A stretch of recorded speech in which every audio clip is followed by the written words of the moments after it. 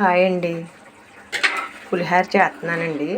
సరుకులు వేపుతున్నాను. చింతపండు పులుసులో మామూలుగా సరుకులు వేపేసుకుంటే కొంచెం గట్టిగా ఉంటాయి కదండి అప్పటికప్పుడు తినడానికి. అందుకని సరుకులు ఉడకబెడుతున్నానండి. పచ్చిమిరపకాయ ముక్కలు, అల్లం ముక్కలు, శనగపప్పు, మినపప్పు, ఆవాలు, గుళ్ళు, వేరుశనగ గుళ్ళు, ఎండుమిరపకాయలు, కరివేపాకు అన్నీ కలిపి వేపేసానండి. వేపిన తర్వాత పులుసు వేసాను. చింతపండు పులుసులో ఉడికితే చాలా బాగుంటాయండి పోపులు. వేపినప్పుడు చూపిద్దాం అనుకున్నాను. ఇంకా పులుసు వేసాక చూపిద్దామని పులుసు వేసిన తర్వాత చూపిస్తున్నాను మీకు.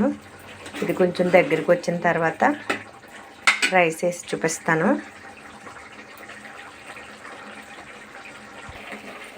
పులుసు అయితే ఉడికిందండి, చింతపండు పులుసు. కానీ కొంచెం దగ్గరికి వస్తే బాగుంటుంది.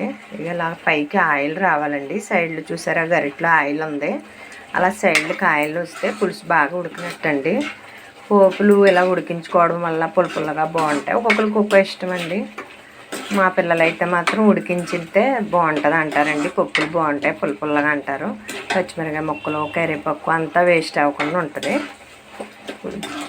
ఎండుమిరపకాయలు కూడా పులుపుల్లగా ఉంటాయి కదండి. అన్నీ ఏమి పారేయక్కర్లేదు. వర్షాకాలం చక్కగా పులుపుల్లగా తినడానికి బాగుంటుంది కదండి, వేడివేడిగా పులుపుల్లగా. కొంచెం ఆవుపిండి వేసుకుంటే రేపొద్దు దాకా ఉంటుందండి పులిహోర. అదే నిమ్మకాయ పులిహోర అయితే ఆవుపిండి వేసినా వేయకపోయినా సాయంత్రానికే పోతుంది నిమ్మకాయ పులిహోర. చింతపండు పులిహోర అయితే కనుక రేపొద్దుటి వరకు, రేపు మధ్యాహ్నం వరకు ఉంటుందండి. కొంచెం ఆయిల్ అది ఎక్కువ వేసి చేసుకుంటే.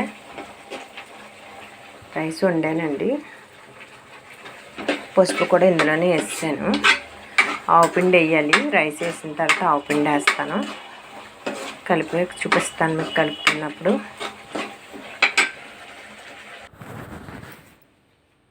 రైస్ వేసానండి. కొంచెం రైస్ చల్లారాలి. ఆవుపిండి అండి ఇది. ఆవుపిండి వేసుకుంటే చాలా బాగుంటుంది చింతపండు పులిహోర. ఆవుపిండే వేయాలండి. చింతపండు పులిహోర అంటే ఆవుపిండే. ఆవాలు వేసిన తాలింపులో ఆవుపిండి మళ్ళీ పెట్టుకోవాలి. ఆవుపిండి మంచిది కూడానండి. ఆవాలు వేడి అంటారు కానీ ఆవుపిండి చాలా మంచిదండి. బాగా గ్యాస్ ఉన్నవాళ్ళు అవి తక్కువ వేసుకోవాలి. ఆవ నూనె వాడుకోవచ్చండి, ఆవాలు వాడుకోవచ్చు. ఆవుపిండి ఎంత వాడుకున్నా మంచిదే. కానీ కామెర్లు అవి ఉన్నవాళ్ళు, లివర్ కంప్లైంట్ ఉన్నవాళ్ళు అవి వేసుకోకూడదు. అంతేగాని ఆవుపిండి వల్ల చెడ్డ ఏం కాదండి. పచ్చికరివేపాకు కూడా కొంచెం వేసుకుంటే బాగుంటుంది. కలిపిన తర్వాత చూపిస్తానండి మీకు కలపడం. కొంచెం మగ్గు పెట్టుకుంటే బాగుంటుందండి. ఇలా వేడి చల్లారాలండి. కొంచెం చల్లారితే రైస్ బిగుతుంది కదా, బాగుంటుంది.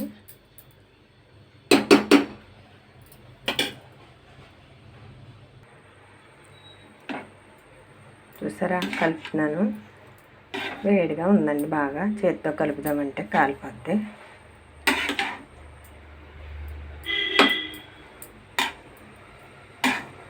ఆవుపిండి ఎక్కువసేపు వేడిలో కలపకుండా ఉంచామంటే కొంచెం చేదు వస్తుందండి. అందుకే కొంచెం గమ్మున కలుపుకోవాలి.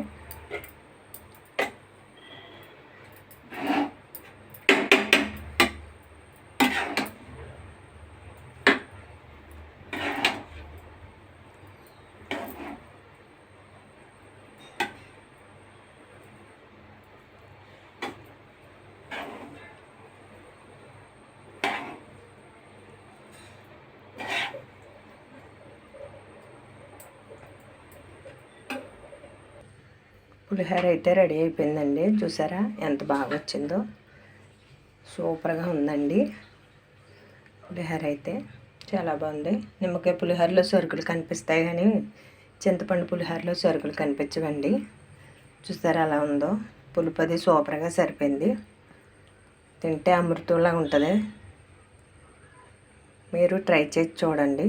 వర్షాకాలం కదా, పుల్లగా వేడివేడిగా తినాలనిపిస్తుంది.